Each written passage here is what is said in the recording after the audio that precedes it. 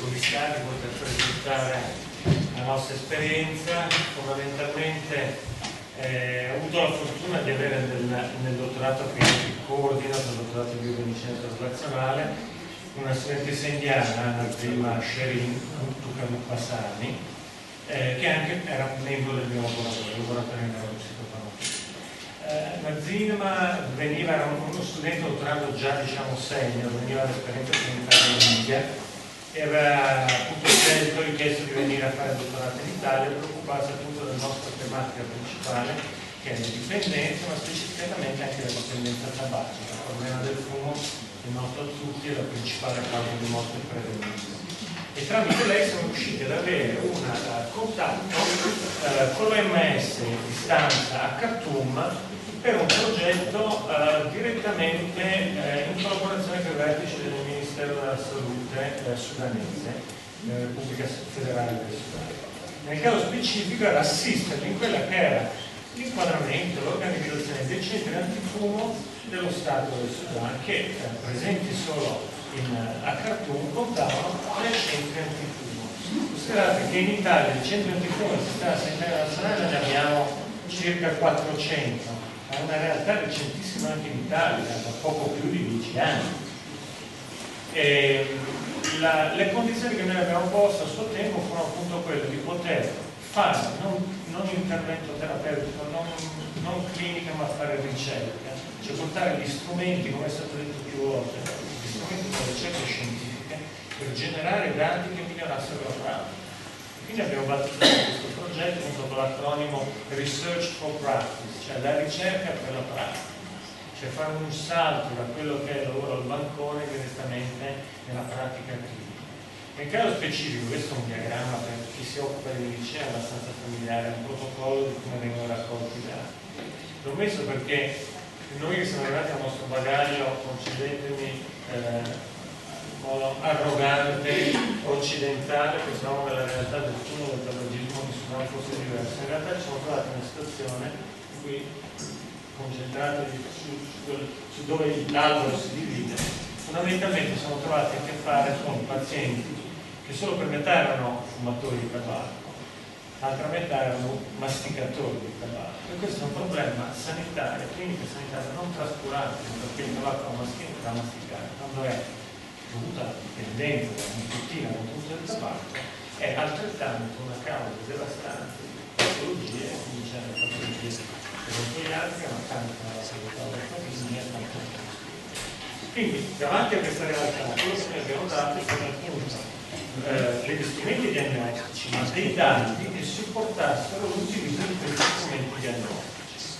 Adesso rapidamente vado veloce, ci sono dei dati interessanti tratti dalle relazioni del nostro lavoro, che faccio presente è stata accuratamente variata dal comitato etico del Ministero della Salute, con un vaglio lasciatemi dire molto più severo di quello che abbiamo fatto. Vorrei richiamare l'attenzione come fumatori non fumatori, l'income medio annuale dei soggetti reclutati, le differenze socio-economiche. Adesso è in inglese, fondamentalmente come potete vedere queste tipologie di fumatori piuttosto che di masticatori hanno anche dei contesti di tipo socio-economico completamente diversi da quelli che noi possiamo vedere in Italia e nel mondo occidentale. Quindi in base a tutti questi dati, fondamentalmente siamo riusciti a fornire degli strumenti, dei dati che, questa è una notizia recentissima proprio di queste settimane, sono stati poi utilizzati da una commissione del Ministero della Salute sudanese per preparare le linee guida per il trattamento del tabagismo. Siamo nel 2014, noi italiani ne abbiamo solo dal 2003, quindi non è che noi siamo tanto avanti. Quindi è il nostro grande veramente orgoglio sapere che questi dati sono stati utilizzati per la preparazione delle linee guida e sono stati anche appunto approvati in questi giorni al Parlamento sudanese. Un'ultimissima cosa, per rimarcare le differenze socioculturali di quando noi vogliamo esportare la nostra cultura scientifica, che inevitabilmente è occidentale, come dice Marina, non hanno avuto cartello. Noi abbiamo misurato, questo è un piccolo, vi racconto un piccolo dettaglio tecnico, la reattività e gli stimoli ambientali che un ex fumatore o un fumatore ha normalmente quando non fuma, quando decide di smettere di fumare. Quindi una persona fuma non solo perché decide di fumare le sigarette, ma è esposto a tante cose, tanti stimoli che nel nostro caso sono il caffè, l'aperitivo, la compagnia. Allora, nel caso del Sudan, il problema è che durante il mese di Ramadan c'è una fase della giornata in cui è vietato mangiare, bere, ma è anche vietato fumare.